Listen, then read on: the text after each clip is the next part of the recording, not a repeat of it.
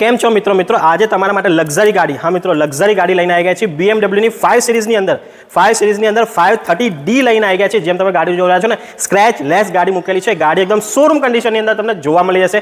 ગાડીના ફીચરની વાત કરીએ મિત્રો તો સૌથી પહેલા તો તમને આની અંદર મેક વ્હીલ મળી જશે, ઓટો ક્લાઇમેટ કંટ્રોલ AC મળી જશે, ઓટોમેટિકની અંદર ગાડી આવશે, કંપની ફિટેડ ઇન્ફોર્મેટિક એન્ડ્રોઇડ સિસ્ટમ તમને આની અંદર મળી જશે।